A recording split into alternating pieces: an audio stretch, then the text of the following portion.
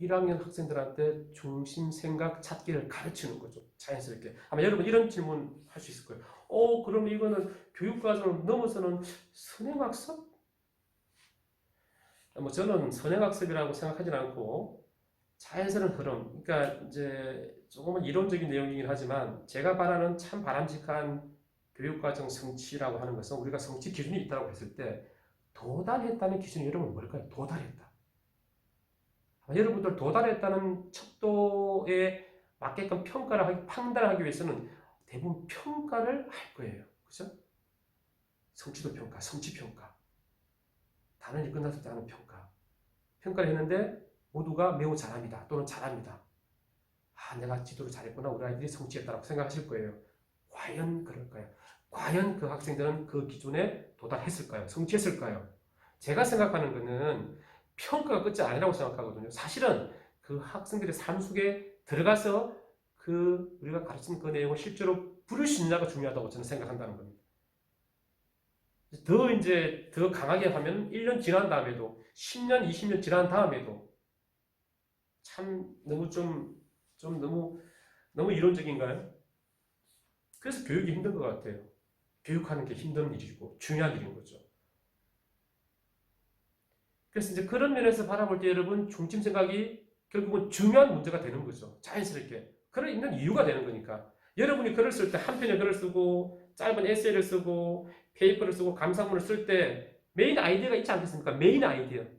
그 메인 아이디어를 가지고 문단 구성이 이루어지는 문단의 중심 내용. 그 중심 내용들이 결국은 그 전체 그런 메인 아이디어 중심 생각을 뒷받침하는 내용이 되는 거거든요. 이게 뭐 시작과 끝, 처음과 끝 부분 어찌 보면 형식적인 절차가 될 수도 있어요. 이런 내용들은 나중에 또 서기와 연관해서 제가 또 자세히 말씀을 드릴 텐데 지금 제가 드릴 말씀은 왜 1학년 학생들한테 자연스럽게 그게 된다는 거죠. 자연스럽게. 읽기 학습, 소리내 읽기를 하고 내용 확인을 하기 위해서, 내용 파악을 하기 위해서 질문 생성하기 전략을 직접 아이들이 지금 쓰고 또 발표하는 과정을 자연스럽게 하다 보면 선생님, 지연이는 왜 이걸 썼을까요? 자연스러운 질문이 나온다는 거죠. 왜 이런 말을 했을까요? 작가는, 글쓴이는. 여러분 한번 생각해 보세요. 작품의 주제를 파악하는 것도 중요하죠. 그죠? 우리가 주어져 있는 어떤 알리는 글의 중심 생각을 파악하는 것도 중요합니다. 근데 이게 또 우리 말과 글이 다르지 않는 것이 친구들하고 대화를 나누거나 모임에서 대화를 나누거나 토론을 할 때 주제나 중심 생각을 파악하지 못한다. 이거 사회생활 하기 힘들지 않겠습니까? 그래서 중심 생각을 파악한다는 것은 자신이 있는 위치를 파악하는 데 굉장히 중요한 역할을 하기도 합니다. 실제 삶에서는요. 우리가 지금 글이라는 걸 놓고 보면, 읽기라는 측면에서 놓고 보면 중심 생각으로 접근하지만 이 세상에 얼마나 많은 어떤 그런 비유하자면 텍스트들이죠. 상황, 큰 텍스트 속에서 이루어지는 얼마나 많은 사물, 상황, 사안들, 요소들, 해석해야 될 것들 얼마나 많습니까? 내가 찾아야 되는 거죠. 중요한 게 뭔지, 이 시대에서 중요한 게 뭔지, 이 상황에서 중요한 게 뭔지, 우리 학교에서 지금 내가 중요하게 생각해야 되는 게 뭔지, 이 시점에서 우리 학생들하고 나하고의 관계에서 중요한 게 뭔지, 학부모님하고 학생들하고 관계, 학부모하고 나하고의 관계 중요한 게 뭔지 중요한 거죠, 사실은. 근데 그거는 텍스트가 아니죠. 뭐 디스커스가 될 수도 있고 사실은 컨텍스트 그 자체인 거죠, 사실은. 그래서 중심 생각 찾기가 사실은 읽기와 쓰기가 이제 연계되는 부분이 3, 4학년 분에 나오는데 그것도 저는 교육과정이 조금 썩 그렇게 만족스럽지는 않은데 또 1학년 수업을 하다 보니까 자연스럽게 이게 주제 찾기가 나오는 거죠. 이제 당연히 이제 학생들한테 5월달이 되어서 하는 거죠. 여러분, 오늘부터 선생님이 또 여러분과 함께 새로운 전략이라고 하는데 새로운 방법을 하나 또 알려줘야 될 것 같다. 학생들의 어떤 그런 자긍심을 좀 많이 높여주는 거죠. 스스로 이제 우리 1학 1반은 참 소리 낼기를 잘해요. 어떻게 소리 낼기를 잘하는지 몰라. 칭찬해주는 거죠. 이렇게 소리 낼기를 잘하니까 선생님이 개발한 놀이를 또 하러 가야지. 별 5개만 받으면. 가령 그날 아침에 오늘 소리 낼 기를 했는데 한번 우리 5명의 친구들 한번 들어볼까요? 했는데 마침 또 소리를 이렇게 잘하는 친구를 제가 이렇게 지명해서 아이들이 앉아서 읽을 수 있잖아요. 소리 읽기를. 그러면 제가 별을 5개를 줘요. 그러면은 별 5개를 주면은 이렇게 해서 별 5개 여기서 받았어요. 네, 별 5개 받아 축하합니다 하면은 바로 그 다음 시간에 나가서 1시간 스포츠 활동을 하는 거죠. 신체 활동. 제가 기억나는 활동 중에 하나가 나가서 이것도 즉석에서 만든 놀이인데요. 백회가루를 그때는 지금도 그렇게 하는데 운동장에 백회가루 라인을 이렇게 그었죠. 그죠? 선을 이렇게 그어놓고 그리고는 학생들이 이렇게 되는데요. 밖에 아이들이 다 이렇게 있는 거죠. 이렇게 다 이렇게 줄줄이 이렇게 다 앉아 있는 거죠. 이렇게 줄을 서 있는 것도 여러분 체육 수업 어렵지 않아요. 체육 수업 할 때 여러분 이제 그 실습을 나가다 보면 많이 느끼실 텐데 학생들을 인솔하고 지휘하는 게 참 힘들다라고 이야기 많이 합니다.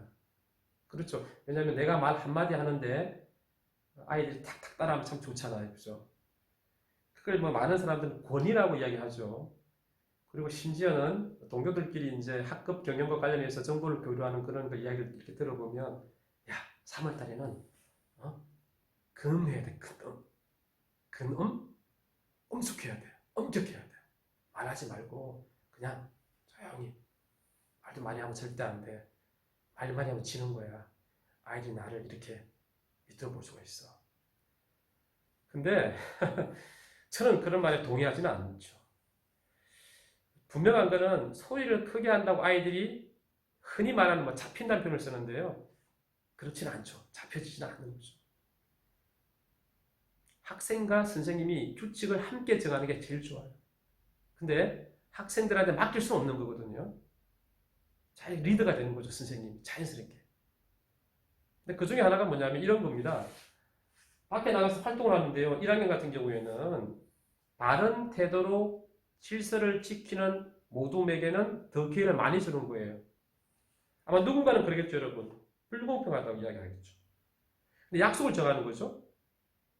우리가 우리의 안전을 위해서 이렇게 규칙을 잘 지키는 모둠이 활동을 한 번 더 할 수 있는 거 여러분 동의합니까? 라고 되는 거죠. 그럼 대부분 동의를 합니다. 의도는 뭐죠?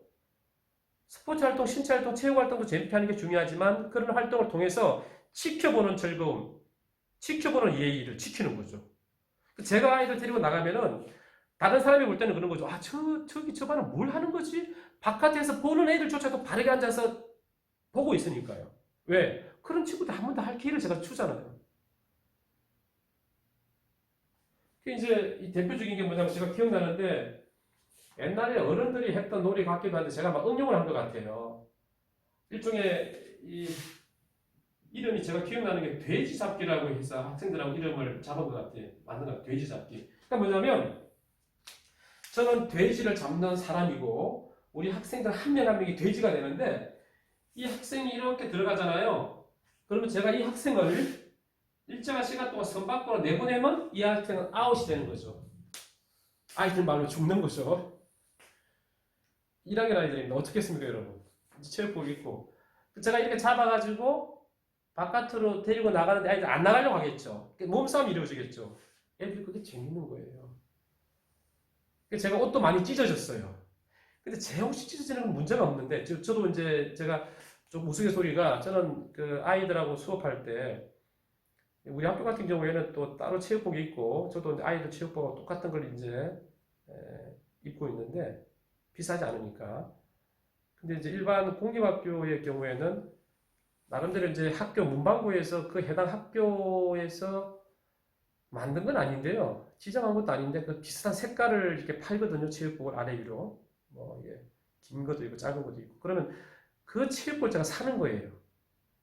비싸지 않으니까 뭐 5천, 6천만 주고 사니까 엑스 라지 뭐 이런 걸 사면은 큰 걸 사면은 여름 아무 문제 없잖아요. 그게 이제 누군가 봤을 때는 저 사람이 이용된지 애인지 잘 모르는 거죠. 뭐 제가 키가 크지도 않으니까 또 더 젊었을 때니까. 그러니까 애들하고 같이 노는 거죠. 뭐 옷이 찢어지고 막 잡아당기면 찢어지고 그러잖아요. 그러니까 아무 문제가 없는데 제가 아이들을 끄집어내려고 왜냐면 이 안에 달라붙어가지고 안 떨어지니까 애 옷이 한번 찢어져가지고 옷 찢어진 것 때문에 울고불고 할 거 아니겠어요? 뭐 그런 경우가 있어서 그 정도로 아이들이 이 놀이를 좋아하는 거죠. 근데 문제가 있죠. 무슨 문제가 있는 애들은 참 좋아하는 놀이인데 제가 이걸 한번 하면 그 다음날 제가 학교를 못 나올 정도로 몸이 저도 운동을 많이 열심히 하고 좋아했는데요. 그만큼 안 쓰던 근육을 쓰니까 옛날에 제가 어렸을 때는 이런 놀이 많이 했던 것 같아요. 막 우리가 선을 그어가지고 편을 나눠가지고 선 안에 막 침투하고 맞고 밀어붙이고 막 누워가지고 서로 사실은 뭐 주먹이나 이게 뭐 꼬집 이런 거 많이 했을 뿐이지 거의 뭐 육탄전 같은 그런 놀이를 많이 했던 것 같아요. 무슨 놀이라고 해서 이제 그건 아니고 아주 간단한 놀이 있잖아요, 그죠? 1학년 아이들 데리고 많이 했던 놀이 같아요. 상당히 재밌었던 놀이인데 선생님들도 할 수 있어요. 근데 이제 조심해야 될 게 아까 말씀처럼 옷이 찢어질 수 있다는 거죠. 옷이 찢어질 수 있고 특히 이런 뭐 우리 이어링 이런 걸 정말 조심해야 될 부분이죠. 잘못하면 큰일 나죠. 그런 것들이라든지 아이들이 또 막 머리를 막 잡아당긴다든지 이제 약속을 미리 정해야 되는 거죠. 선생님 얼굴 만지지 않기 그런 부분들도 필요한 거고 이제 그런 놀이가 있기 때문에 우리 학생들에게 또 뭐 열심히 또 참여하고 하는 거 있었던 거죠. 이제 지금 제가 이제 드릴 말씀은 중심 생각에 대해서 학생들하고 이제 이렇게 여러분들 참 잘합니다 칭찬하면서 이제 이야기를 하는 거죠. 그래서 오늘은 여러분 새로운 전략을 가르칩니다. 오늘부터 여러분 중심 생각 찾기를 공부할 거예요. 중심 생각이 어렵지 않고 여러분이 책을 많이 읽었는데 이미 읽었는데 중심 생각이 뭔지 주제라고 말을 하기도 하는데 무엇인지 선생님이 알려주는 거예요. 라고 하는 거죠. 아까 뭐 말씀드린 것처럼 직접 교수 모형을 또 적용하니까 자 중심 생각이란 뭘까라고 물어보는 거죠. 그러면서 제가 이제 책을 한 권 가지고 온 거죠. 하필 그 책인지 모르겠는데 하필인지 뭐 하여튼 제가 의도한 건지 모르겠어요. 오래되었으니까 책을 딱 펼치는 거죠. 여러분 보세요. 중심 생각이 뭐냐면 선생님 책을 한 권 지금 읽어줄 텐데 보세요. 선생님 이렇게 생각합니다. 중심 생각은 글쓴이가 아마 이 글을 쓰고 싶어하는 이유, 목적, 왜 이걸 썼을까라고 누가 질문을 하면은 예, 이런 것 때문에 썼어요라고 하는 그 답. 그게 중심 생각인 것 같아요. 선생님은 그렇게 생각합니다. 앞으로 여러분들은 우리 반은 다른 선생님들하고 달리 우리 반만의 약속을 하나 정합시다. 중심 생각은 주제는 글쓴이가 말하는 사람을 뺍시다. 이번에는 글쓴이가 왜 이 글을 썼을까라고 여러분이 스스로 질문을 합니다. 그 질문에 대한 답을 우리는 중심 생각이라고 해요. 이렇게 약속을 한 거죠. 이걸 제가 거의 뭐 일주일, 2주 동안 계속 대화를 나누면서 했다고 생각합니다. 근데 그렇게 개념적인 문제라 쉽지 않잖아요. 그죠? 왜 이거를 썼을까라고 스스로 생각을 해보고 스스로 자문해보자는 이야기인데 자문하기 전략도 참 중요한 거거든요. 셀프 퀘스처닝 하는 게 참 중요한 그런 전략인데 여러분도 그런 전략 많이 쓰고 있겠지만 이걸 왜 썼지? 작가는 왜 이 상황 왜 이런 말을 하지? 그런 것처럼 글쓴이가 이거를 왜 쓴 거야 도대체? 그걸 이제 주제로 본 거죠. 저는 학생들하고 많이 이제 공감을 해 나가는 거죠. 그러던 차에 책을 한 권 가져오는 거죠. 여러분 보세요. 그러면 오늘 선생님 이 이야기 책을 하나 가지고 왔는데요. 들려줄게요. 이 그림책인데요. 여러분이 이 이야기를 듣고 주제가 뭔지 말해보기 바랍니다. 주제가 뭐냐면 중심 생각이 뭐냐면 조금 전에 말한 것처럼 왜 글쓴이가 이 글을 썼을까? 글쓴이가 왜 이 글을 썼을까? 그 답을 맞으면 되는 거예요. 약속한 거죠. 텍스트는 이런 내용이었어요. 자, 그림 많고 글 조금이 책이었다고 했죠. 자, 읽어줍니다. 물론 실물 화상기로 보여주는 게 또 괜찮을 것 같아요. 그냥 저는 들려준 것 같아요. 들고. 가을이 되었네요. 아마 이 텍스트는 약간 좀 변형될 수 있어요. 조금 달라졌을 것 같아요. 가을이 되었네요. 물을 뽑을 때가 되었어요. 가족이 모여서 물을 뽑기로 했어요. 넘깁니다. 할아버지께서 무를 뽑습니다. 영차 무가 뽑히지 않습니다.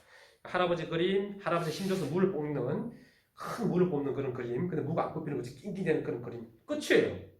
이런 텍스트죠. 그 다음에 한 장 넘기니까 할아버지, 할머니가 함께 무를 뽑습니다. 영차 무가 뽑히지 않습니다. 어휴 이런 거예요. 또 넘깁니다. 그럼 여러분 어때요? 이어질